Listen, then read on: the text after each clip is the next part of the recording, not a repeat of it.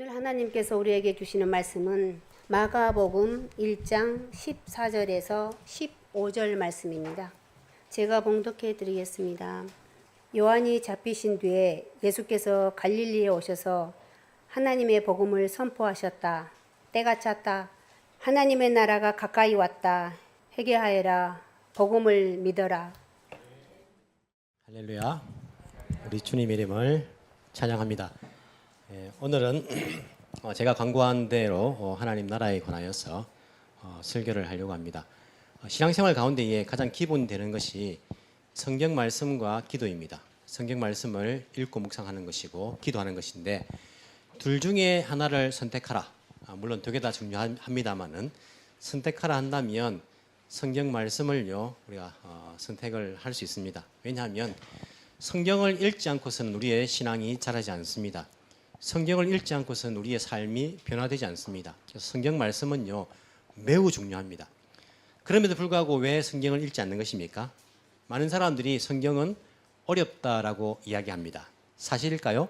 사실입니다. 성경은 어렵습니다. 왜냐하면 성경은요 3,500년 전부터 기록되어 가지고 1900년 전에 이제 완성이 되었기 때문에 그래서 어려운 책일 수 있습니다.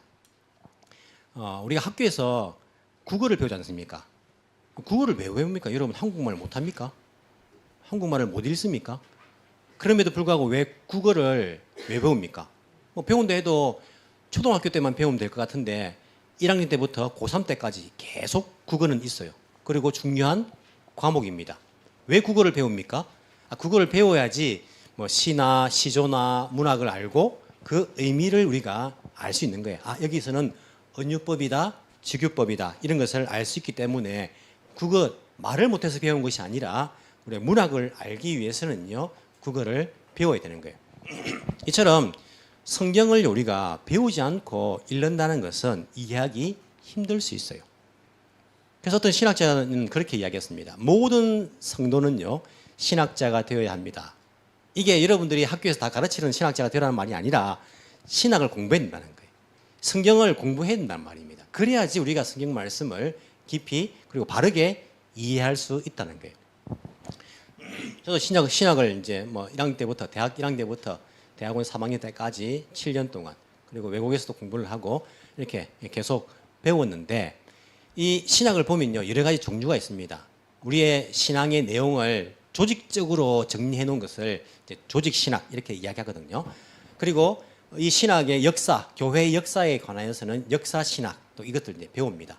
그리고 그냥 이론에만 그치지 않고 실천적으로 또 해야 되기 때문에 윤리 신학이나 아니면 설교 신학이나 아니면 선교 신학 다 포함해서 실천 신학을 우리가 배우기도 합니다.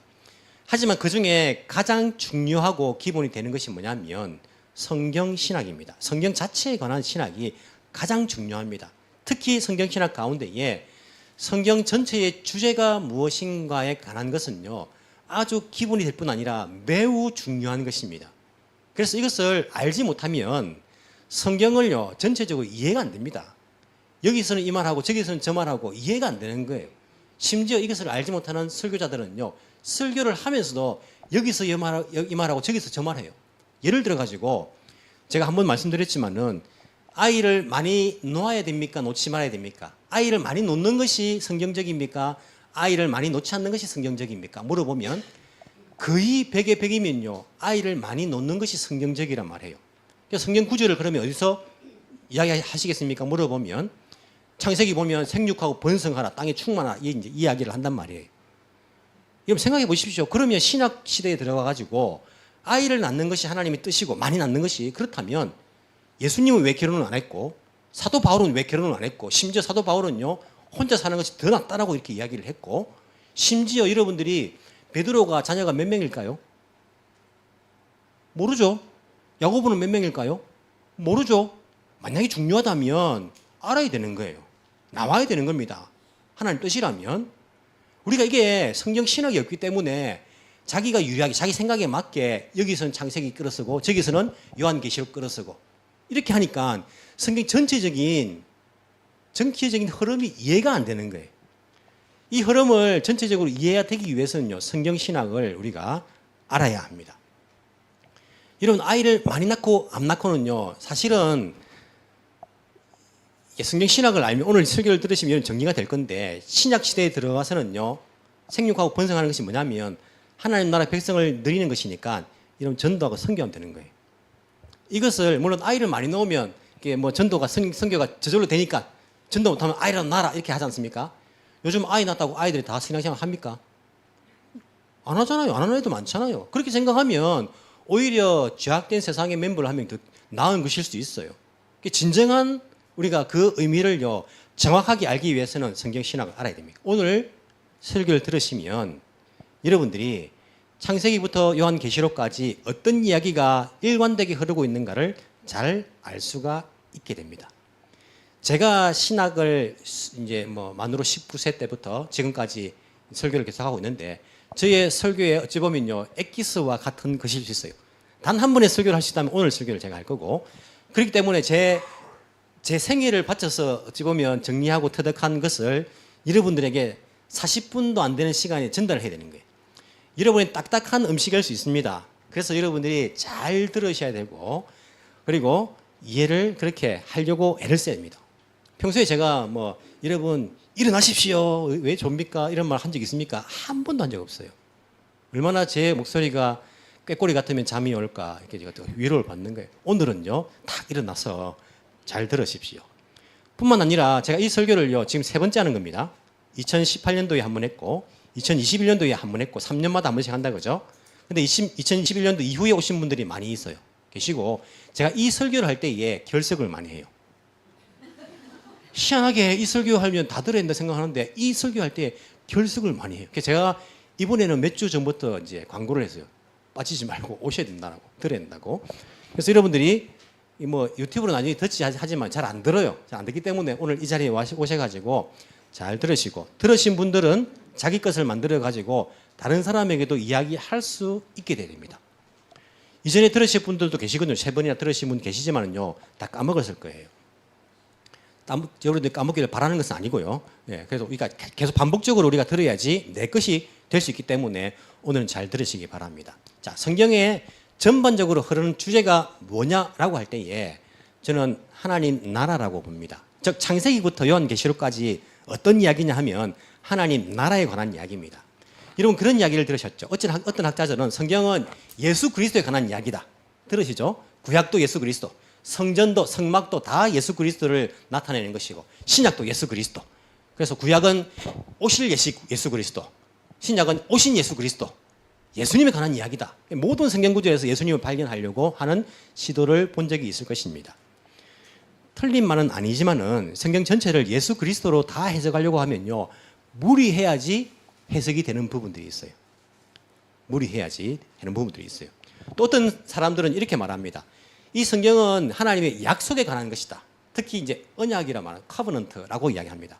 언약은 그냥 약속하고 어떻게 다르냐면 이제 성경에서 말하는 언약이라는 것은 하나님 편에서 일방적인 약속이에요. 계약이라고 할 때는 쌍방적인 약속인데 이 성경의 약속은 하나님의 일방적인 약속이라 해가지고 언약이라 말합니다. 그래서 영어로는 이제 covenant라고 이제 대신에 그렇게 단어를 씁니다. 1어에는 그게 없어요. 이러면 약속구, 계약구 이렇게 쓸 뿐이에요. 그래서 영어를 그대로 covenant라고 쓰기도 합니다. 성경은 하나님 약속에 관한 것이다. 그래서 구약은 옛날 약속, 신약은 새로운 약속 아니냐. 다 하나님 약속이 어떻게 진행되고 어떻게 이루어지고 어떻게 또 앞으로 남아있는가에 관한 이야기다. 라고 하는 학자들도 있습니다. 또 어떤 학자들은 성경은 헤세드, 하나님의 자비에 관한 이야기다. 구약은 자비라 말하고 신약은 뭐라 말합니까? 사랑이라 말해요. 이것은 하나님의 사랑의 착이다. 성경을 꽉 짜가지고 툭 떨어지면 하나님 사랑에 관한 이야기다. 라고 이야기하는 학자들도 있습니다. 자, 어떤 말이 맞을까요? 다 맞습니다. 이것을요, 종합적으로 조합을 해야 돼요. 이런 보십시오. 성경은요, 하나님 나라의 시작부터 어떻게 끝날 때까지의 이야기에 관한 이야기예요. 하나님 나라에 관한 이야기인데, 하나님 나라에서 제일 중요한 게 뭡니까? 예수 그리스도예요. 왜냐하면 하나님 나라에 들어갈 수 있는 것, 하나님 나라 백성이 될 수 있는 방법은요, 예수 그리스도밖에 없어요. 왜? 하나님 나라가 처음 창세기 시작되었다가 인간의 죄 때문에 파괴가 되잖아요. 그 죄 문제가 해결되지 않으면 하나님 나라 백성이 될 수가 없어요. 어떻게 죄 문제 해결합니까? 우리 편에서는 능력이 없습니다. 그래서 예수님께서 우리의 죄 문제를 해결해 주셨기 때문에 우리가 하나님 나라 백성이 될 수 있는 거예요. 하나님 나라의 핵심이라 말하면 예수 그리스도라고 말할 수 있습니다. 하지만 그게 하나님 나라의 전부다라고 이야기하기에는 조금 힘든 부분이 있어요. 제일 중요한 부분이에요. 자, 그리고 언약. 하나님 나라는요, 하나님의 언약의 위에 세워진 거예요. 이게 뭐 사람과 사이의 계약이나 아니면 누구 사람의 노력이나 이것에 의해서 세워지지 않고 하나님의 나라는요, 온전히 하나님의 언약의 약속. 하나님 편에서 일방적으로 하나님 나라를 하나님 약속에 의해서 지어진 겁니다. 하나님 약속대로 예수님을 보내주시고 하나님 약속대로 예수님 믿으면 죄 용서받고 하나님 백성이 되고 하나님의 약속대로 예수님께서 다시 오실 것이고 모든 게 다 하나님의 약속에 기초된 것이 하나님 나라입니다. 하나님 나라의 운영 원리, 우리가 생활 원리라 할 수도 있고 법이라 말하기도 할 수 있어요.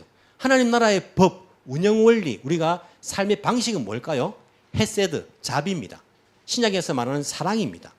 하나님의 사랑에 의해서 이 나라는 돌아갑니다. 하나님 나라의 백성도 어떻게?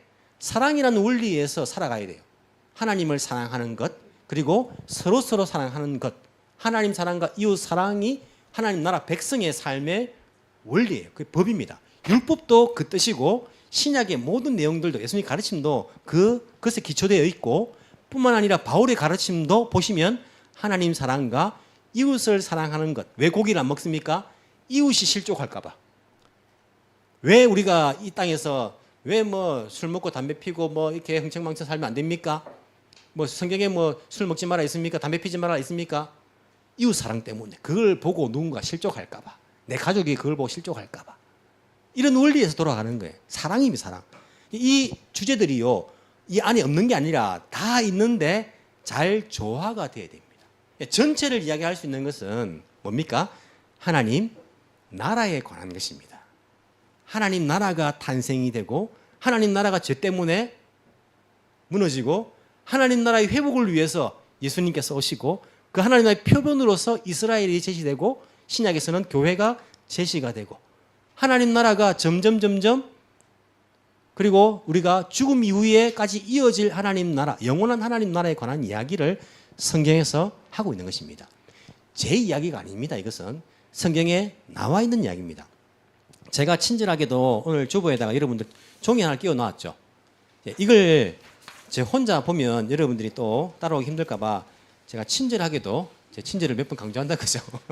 항상 친절한 영건 씨입니다. 친절하게 이걸 보면서 오늘 여러분들이 공부하시면 되겠습니다. 자, 보십시오. 오늘 우리가 먼저 읽은 오늘 본문 1장 14절 15절부터 이것은 이제 성경에 나와 있으니까 제가 여기 안 넣어놨습니다. 오늘 본문을 보십시오.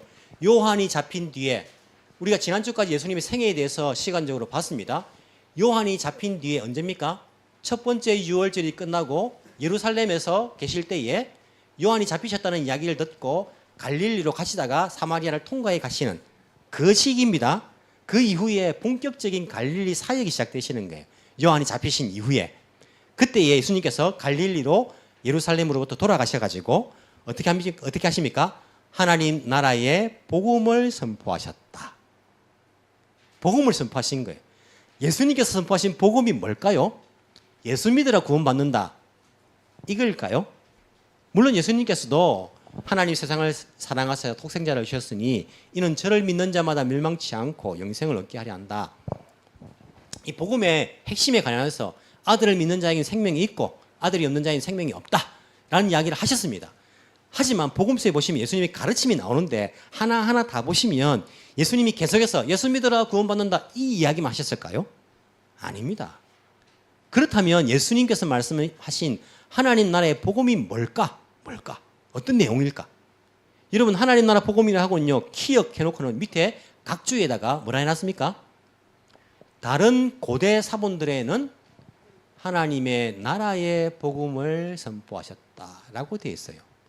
예수님께서 선포하신 복음이 뭐냐면 하나님 나라에 관한 복음을 선포하셨습니다. 그 하나님 나라에 관한 복음이 뭐냐면 15절 때가 찼다. 하나님 나라의 때가 찬 겁니다. 예수님이 오심으로써 하나님의 나라가 가까이 왔다.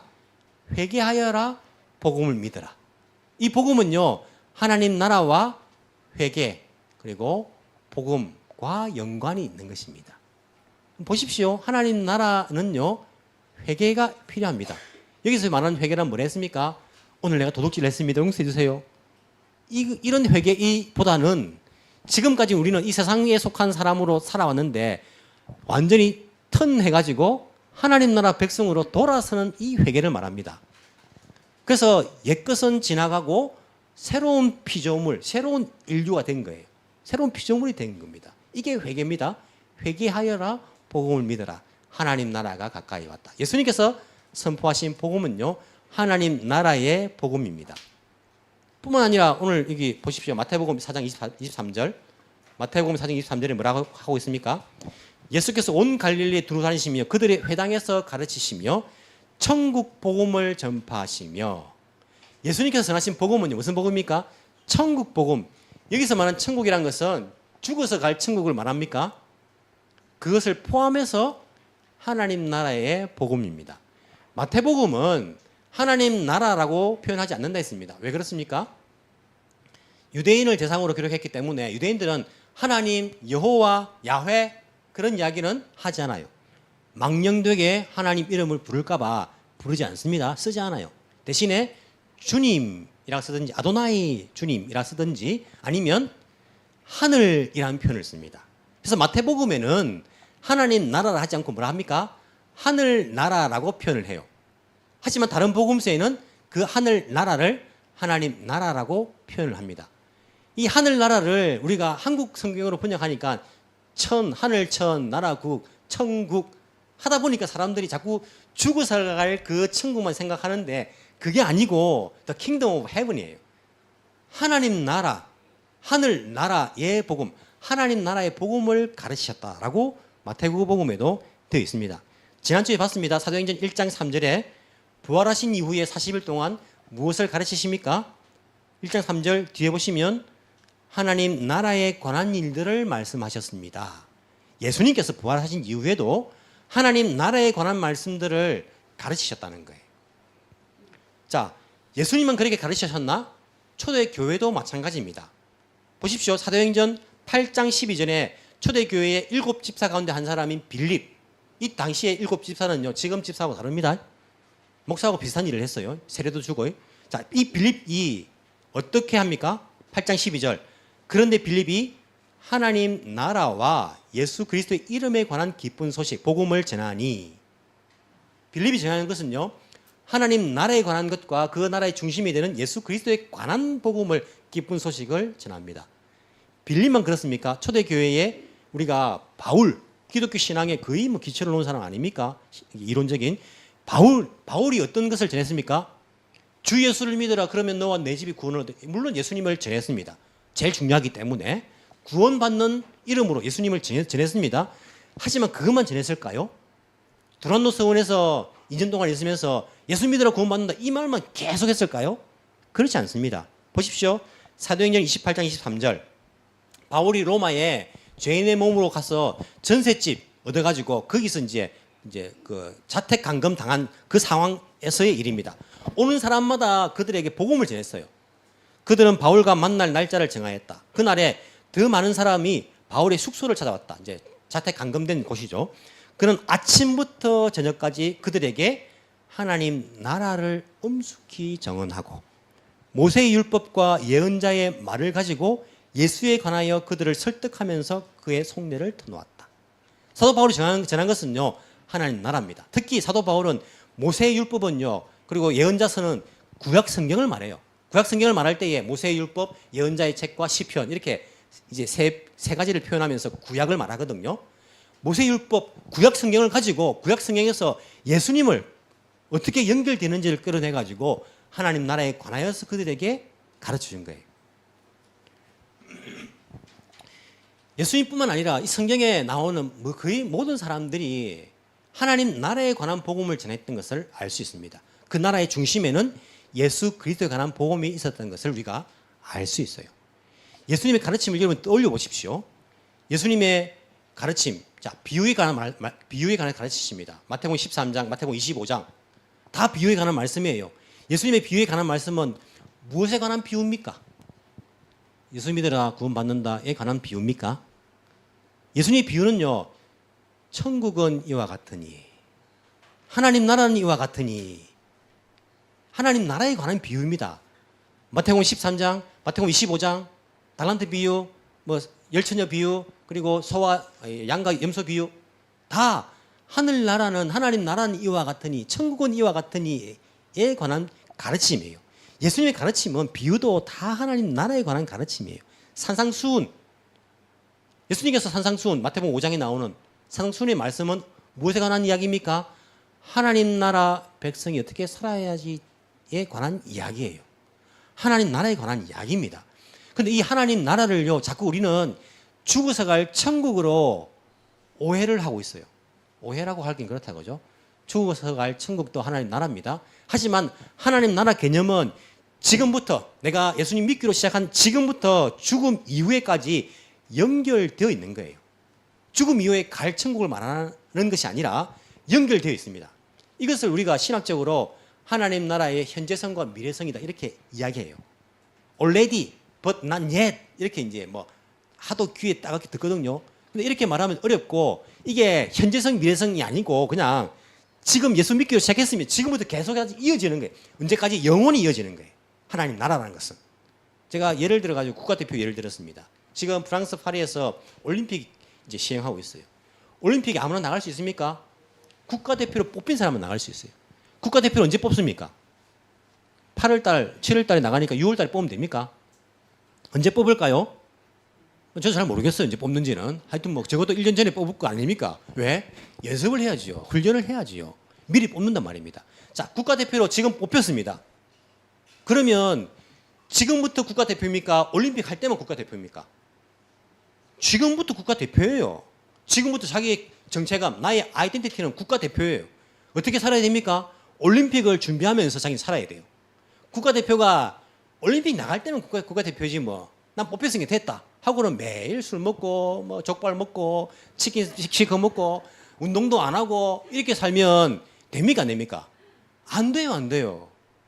왜? 지금부터 국가대표라니까요. 언제까지? 올림픽 할 때까지 국가대표예요. 이게 이어지는 거예요.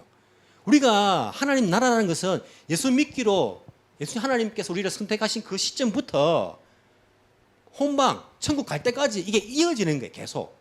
나중에 죽어서 천국 가면 되지라고 생각하면서 나는 국가대표에 뽑혔는데 지금 막 내 마음대로 살고 욕심 부리고 막 이 세상 사람처럼 그렇게 경청망청 살면 됩니까 안 됩니까? 안 되는 거예요. 지금부터 우리는 이 천국이 하나님 나라가 이어진다는 사실을 분명히 기억해야 합니다. 이 감각이 없으면요, 교회가 세속화되고 예수 믿는 사람들이 욕먹게 돼 있어요.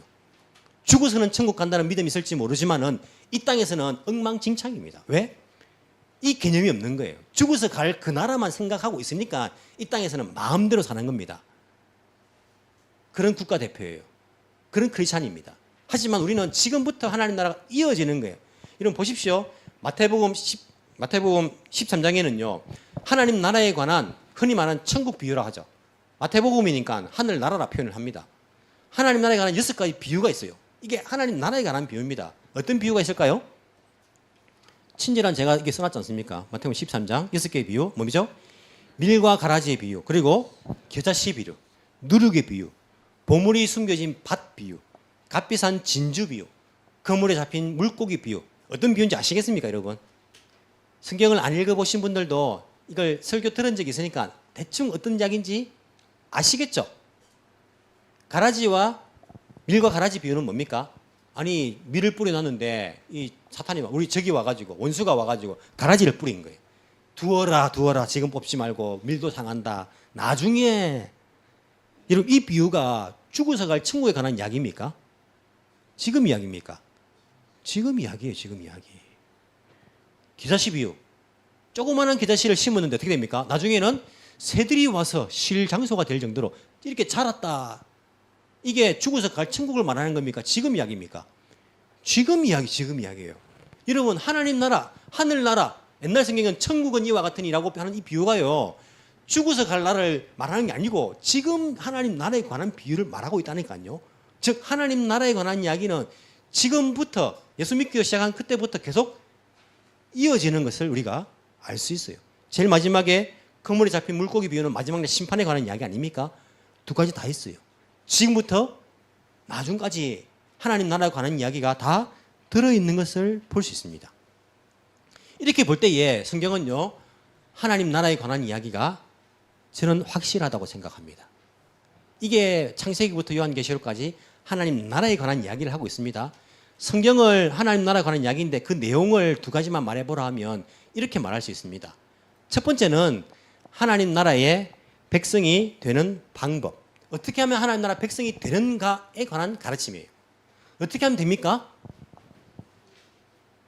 또 한 가지는 뭐냐면 하나님 나라 백성으로 살아가는 방법입니다. 그래서 우리가 보기에는 흡사 윤리적인 이야기 같은데 많이 나와요. 많은 사람들을 도와야 되고 과부와 나그네들을 도와줘야 되고 이런 이야기가 많이 나옵니다. 왜냐하면 하나님 나라 백성으로 살아가야 하는 법에 대해서도 가르쳐주고 있기 때문에. 성경은 하나님 나라 백성이 되는 법, 그리고 하나님 나라 백성으로 살아가는 법, 이 두 가지의 내용을 우리에게 가르쳐주고 있습니다. 그래서 우리는 하나님 나라 백성이 되는 법만 계속 이야기하면요, 계속 예수 그리스도를 다 끌어내려고 하면 이 하나님 나라 백성으로 살아가는 법에 대해서는 자꾸 윤리라고 우리가 말하지 않게 되는 거예요. 두 가지가 다 있게 됩니다. 자, 그렇다면 어떻게 하면 하나님 나라 백성이 될까요? 하나님 나라 백성이 되는 법 어떻게 하면 될까요? 자, 구약 성경에는요, 하나님 나라 백성이 있습니다. 누굽니까? 이스라엘이 하나님께서 선택하신 하나님 나라의 표본이에요. 표본. 이스라엘이. 그러면 구약은 어떻게 하면 이스라엘 백성이 됩니까? 여호와 하나님을 섬기기로 작정하고 할례를 받고 그 공동체에 들어오면요, 하나님 나라 백성이 돼요. 그래서 구약 성경을 읽어보시면 이스라엘 백성 안에 잡족들이 많아요. 다른 이방인들이 많습니다. 근데 구별합니까? 아니요. 차별합니까? 아니요. 그들도 하나님 나라의 백성이에요. 다윗에 의해서 죽임을 당한 우리야, 바세바의 남편 우리야도 성경 보십시오. 헷 족속 우리야, 히타이트 사람이에요. 벼슬을 성공을 할 수 있어요. 왜? 그 사람은 하나님을 섬기기로 하고 할례를 받고 공동체에 들어왔기 때문에. 그렇게 하면 하나님 나라 백성이 되는 겁니다. 자, 신약 성경은요, 하나님 나라가 이스라엘입니까? 아니요. 신약은 교회가 하나님 나라의 표본이에요. 어떻게 하면 됩니까? 예수 그리스도를 믿고 자기 죄 용서를 받은 사람들, 회개한 사람들이죠. 예수 그리스도를 믿는 사람들이 하나님 나라의 공동체가 되는 겁니다. 하나님 나라의 백성이 되는 거예요. 이게 구약과 신약이 다르지 않습니다. 같습니다. 여러분 보십시오. 구약 성경을 보십시오. 제일 처음에 뭐가 나옵니까? 모세오경이 나와요. 모세오경은 하나님 나라의 시작입니다. 시작이고 그 나라의 삶의 원리로서 율법이 주어지는 거예요. 그렇지 않습니까? 그리고는 모세율법이 지나면 뭐가 나옵니까? 이스라엘의 역사가 나와요. 하나님 나라의 역사가 나옵니다. 어떻게? 하나님 나라가 확장되어 가는지, 나라도 아니었는데, 왕도 없었는데, 나라가 어떻게 되어 가는지 역사가 나오는 거예요. 그 다음에 뭐가 나옵니까? 시가서, 지혜서, 욥, 시편, 전도, 잠언, 아가서. 그 무슨 이야기입니까? 하나님 나라 백성이 살아가는 법을 이야기하는 거예요. 하나님 나라 백성은 고난을 만났을 때 어떻게 대처해야 되는가? 하나님 나라의 백성은 하나님과 어떻게 교제해야 되는가? 시편. 하나님 나라 백성은 어떻게 가정생활을 해야 되는가? 아가서. 하나님 나라 백성은 무엇을 추구해야 되는가? 전도서, 잠언서. 하나님 나라 백성의 삶에 대해서 말해줍니다. 그 뒤는 뭡니까? 예언서. 하나님 나라 백성이 삶에 실패했어요. 고아와 과부를 돌아보지 않고 물질적인 그러한 세상 가운데서 살아가는 거예요. 그래서 심판의 메시지가 선포됩니다. 하지만 그것이 끝이 아니라 너희들 돌아오면 회복하게 될 것이다. 이게 신약 성경도 똑같다 했습니다. 하나님 나라의 시작으로 교회에게 주어지는 법, 복음서입니다. 예수님의 가르침. 구약의 복음을요 다시 해석해 주시는 거예요. 산상수훈. 복음서가 모세율법하고 같이 자리합니다. 그 뒤에 뭡니까? 역사서, 교회의 역사, 하나님 나라의 역사, 사도행전 자리합니다. 그 뒤는 서신서, 하나님 나라 백성이 어떻게 살아가야 되는가, 삶에 대한 질문들에 대한 답을 해주고 있습니다. 그 뒤는 묵시록, 연서, 실패한 7교회, 너희들이 무엇이 잘못되었는가, 회개하라, 심판이 주어진다. 하지만 새 예루살렘 다시 돌아온, 회복시켜 줄 것이다. 구약과 신약이요, 다르지 않아요. 똑같은 이야기를 우리에게 하고 있어요. 다만 표본이 다른 거죠. 구약은 이스라엘 하나님 나라, 신약은 교회로서의 하나님 나라를 이야기합니다. 그래서 구약과 신약에서 진정한 하나님 나라의 학자는요, 이것을 구약에서도 신약에서도 빼가지고 같은 이야기를 할 수 있어야 돼요. 이게 제 이야기가 아닙니다. 성경 마태복음 13장 52절, 하늘나라를 위하여, 하나님 나라입니다. 하나님 나라를 위하여 훈련을 받은 율법학자는 자기 곳간에서 새 것과 낡은 것을 꺼내는 집주인과 같다. 하나님 나라에 관해서 진정한 율법학자 누굽니까? 구약과 신약에서, 옛것과 새것에서 그것을 꺼내는 집주인과 같다라고 예수님께서 말씀하시는 거예요.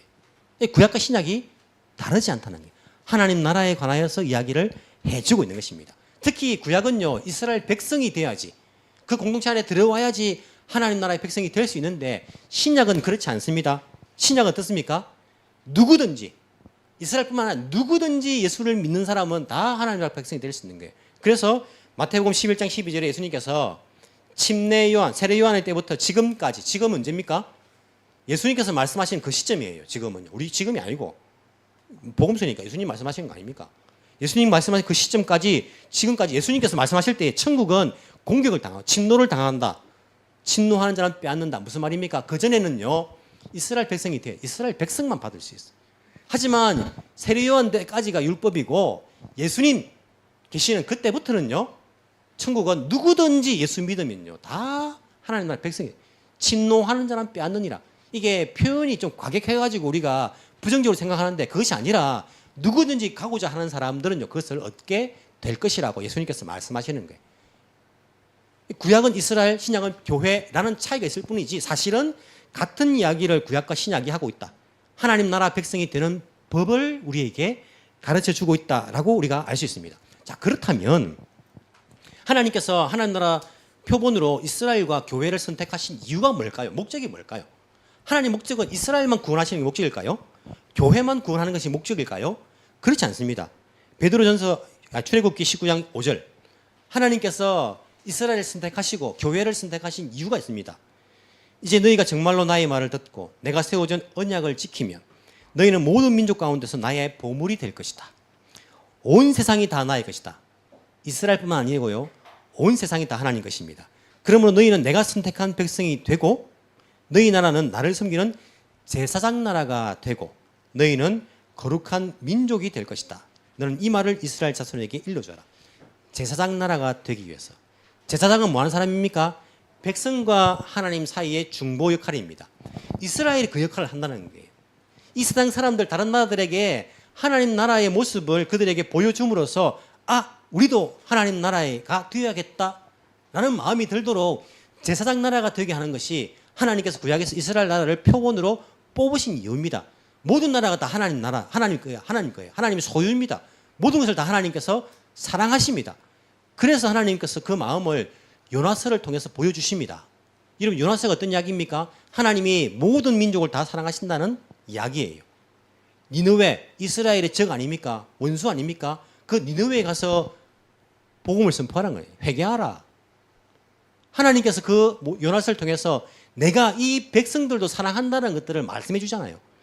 요나서를 누가 읽는다 했습니까? 니느웨 사람들이 요나서를 읽어요? 아니요. 이스라엘 백성들이 요나서를 읽는단 말입니다. 이스라엘 백성들에게 알아란 말이에요. 너희들만 구원받는 것이 아니고 너희들이 대적이라 생각하는, 원수라 생각하는 저 백성들도 나는 사랑한다, 저 백성들도 구원받아야 된다, 이 마음을 보여주시는 겁니다. 그래서 제사장 나라로 이스라엘을 하나님 나라로 선택하신 거예요. 신약 똑같은 말합니다. 베드로전서 2장 9절. 그러나 여러분, 택하심을 받은 족속이요 왕 같은 제사장들이요. 아까 말씀하신 출애굽기와 똑같은 이야기예요. 거룩한 민족이요. 여기 똑같네요. 거룩한 민족, 구별된 민족. 하나님의 소유가 된 백성입니다. 모든 민족 가운데 나의 보물하고 똑같은 거잖아요. 그래서 여러분을 어두움에서 불러내어 자기의 놀라운 빛 가운데로 인도하신 분의 업적을 여러분이 선포하는 것입니다.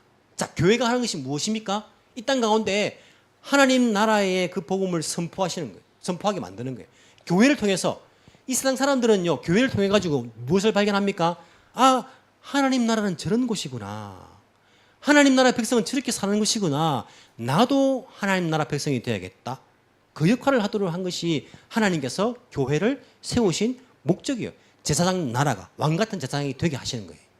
이 목적을 위해서 하나님 구약에서 이스라엘을 선택하시고, 이스라엘 백성들이 뭐 이렇게 실패하지 않습니까? 물론 하나님의 약속 언약이라는 것이 구약에서는 그렇게 됐고, 오실 예수님을, 그래서 예수님을 예비하지만 신약에서는 교회란 누구나 다 예수 믿으면 들어올 수 있는 공동체, 교회를 통하여서 하나님 나라를 보여주시는 거예요. 표본으로서. 완성된 형태는 아닙니다. 하지만 교회를 통해서 하나님 나라가 어떻는지, 하나님 나라 백성은 어떻게 살아가는지를 보여주는 거예요. 우리는 어떻게 해야 됩니까? 하나님 나라의 백성이 되었으니 이제는 하나님 나라 백성답게 살아가야 되는 거예요. 하나님 나라의 백성은 어떻게 살합니까? 하나님 나라의 삶의 원리를 따라서 살아가야 됩니다. 하나님만 섬기고, 그리고 사랑으로, 하나님을 사랑하는 것과 이웃을 사랑하는 것으로 살아가야 되는 거예요. 자꾸 돌아보면 안 됩니다. 이스라엘 백성들이 광야에서 자꾸 돌아봤습니다. 애굽으로 돌아가는 게 나았다. 거기서 종살이 했거든요. 우리가 예수 믿고 하나님 나라 백성이 되었는데 자꾸 뒤돌아봅니다. 옛날이 좋았다. 사탄에게 종노릇 했거든요. 그때에 내 하고 싶은 대로 하고, 쾌락을 즐기고, 내가 하고 싶은 대로, 욕심을 부리고, 내가 하고 싶은 대로 이렇게 살아가는 것이 좋았다라고 생각하는 것이 똑같아요. 하지만 우리는요, 영원한 가치가 있는 것을 선택한 사람들이에요. 영원한 가치, 하나님 나라에 포함된 사람들입니다. 그렇기 때문에 우리는 그 나라 백성답게 살아가는 것이 필요합니다. 이 세상 속에서 하나님과 이 세상을 동시에 섬길 수가 없습니다. 여러분, 하나님 나라에 반대되는 것이 뭘까요? 여기에 대적하고 있는 것이 어떤 나라일까요? 한국입니까? 일본입니까? 러시아입니까? 아니요. 부의 나라, 부의 나라. 토미노 쿠니, 부의 나라입니다. 그래서 우리는 하나님과 이 부라는 것을 동시에 섬길 수가 없습니다. 하나를 선택할 수밖에 없어요. 이게 성경에 나옵니다. 누가복음 16장 13절. 한 종이 두 주인을 섬기지 못한다. 그가 한쪽을 미워하고 다른 쪽을 사랑하거나 한쪽을 떠받들고 다른 쪽을 업신여길 것이다. 너희는 하나님과 재물을 함께 섬길 수가 없다. 단순히 돈에 관한 이야기가 아니라 하나님 나라에 대적되는 부의 나라인 거예요. 돈의 나라인 것입니다. 이런 구약 성경에 나오는 모든 우상들이요, 뭐와 연결되어 있습니까? 토미와 연결되어 있어요. 토미와. 다 부와 연결되어 있어요. 바알세붑, 농사의 신 아닙니까? 그 당시에 농사가 제일 큰 산업이니까 여기에 풍부한 소출을 위해서 바알세붑을 섬깁니다. 아세라 섬깁니다. 아세라가 제가 말씀드렸죠. 젖가슴이 주렁주렁 달려 있어요. 여러분, 뭐 아세라 목상책이 뭐 유럽에 가면요 만들어낸 거 있습니다. 그 박물관 가면요. 뭡니까? 풍요의 신이, 풍요의 신. 만몬 신 섬기고 다 돈의 신 아닙니까? 이 구약의 우상들도 다 토미노 카미, 토미노 부의 나라예요. 부의 나라, 부의 신입니다. 그때부터 지금까지 마찬가지. 지금 사람들은요, 하나님 나라, 하나님을 섬길 것인가, 부를 섬길 것인가, 이 두 가지 나라에서 우리는 갈등하고 있는 거예요. 하지만 이 부를 섬기면요, 사탄의 종노릇 하는 겁니다. 이것은 일시적인, 이 땅에서 끝납니다. 끝나고 영원한 멸망의 결과를 맞이할 거예요. 하지만 하나님 나라는 여기에서 이 땅이 끝날 때에 멸망하지 않고 영원히 계속될 것입니다. 영원한 생명의 나라이고 영원한 나라입니다. 이것이 성경에서 우리에게 약속해 주는 거예요. 믿음의 선배들은 그것을 알았습니다. 초대교회 교인들은요, 그것을 깨달았어요. 그래서 이들은요, 핍박을 받고 사자밥이 되고 화형을 당하고 해도 이 신앙을요, 포기하지 않았습니다. 왜? 이것이 제일 가치 있는 것이기 때문에. 하나님 나라 백성으로 살아가는 것이 영원한 가치 있는 것이기 때문에 핍박이 와도 유혹이 와도 그게 굴하지 않고요, 하나님 나라의 백성으로 살아가는 것을 포기하지 않았단 말입니다. 이게 제일 가치 있는 일이에요. 우리가 이 땅에 살아가면서 유혹을 받습니다. 이 땅에 살아가면서 우리는 때로는요, 갈등도 생깁니다. 내가 정말 이 정도까지 해야 되는가? 이것까지 나를 포기하게 하시는가? 내가 이렇게 핍박받으면서 신앙을 지켜야 하는가? 이런 마음이 들 때 있습니다. 하지만 여러분이 선택한 이 길은요, 영원한 가치가 있는 것입니다. 신약의 그 교회의 선배들은요, 이 가치를 알아보고 목숨까지 다 버려서, 아니 하나님 나라와 비교해 보니까 그것들은 오히려 배설물과 같은 거예요.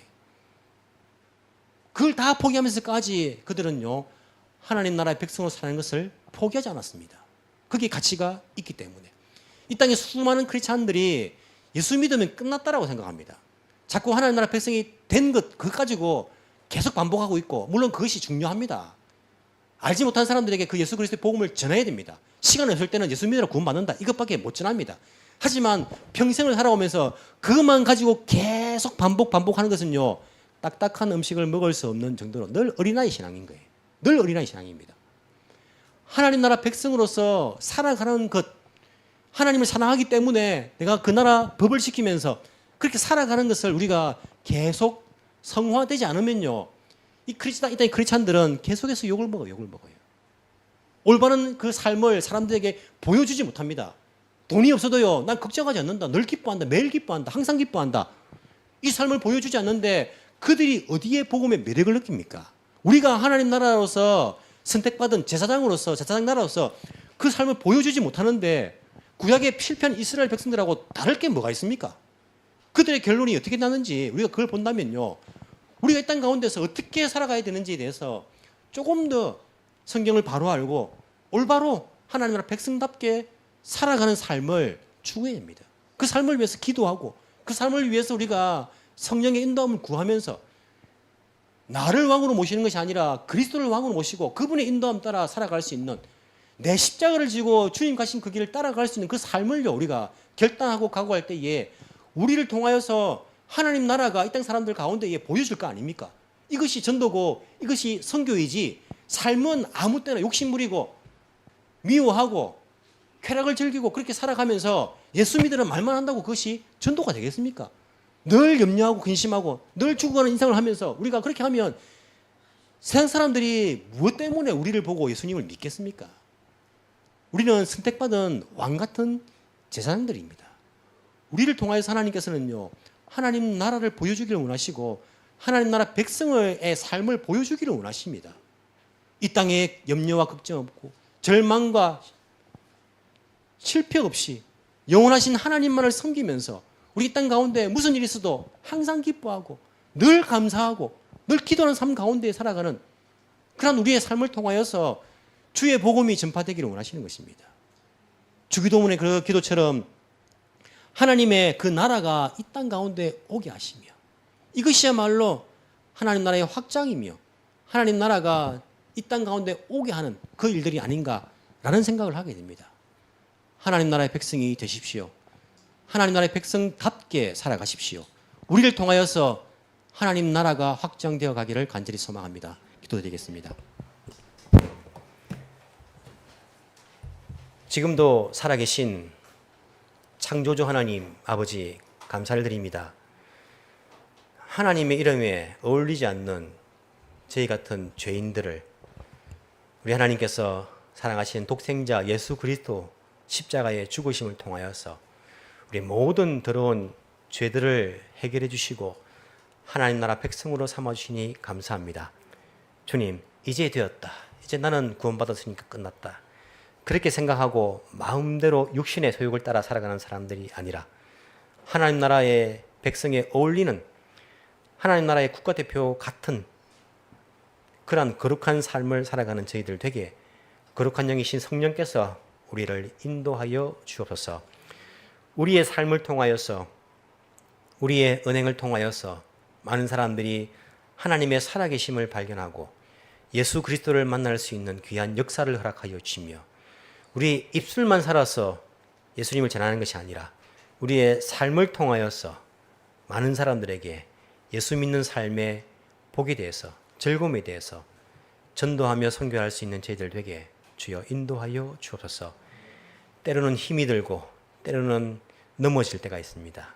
그럴 때마다 우리를 위해서 말할 수 없는 탄식으로 중보기도 하시는 성령께서 다시 우리를 일으켜 주시고 새 힘 주셔서 하나님 나라 백성으로 살기를 포기하지 않고 달려갈 수 있는 그러한 은혜를 저희들에게 허락하여 주옵소서.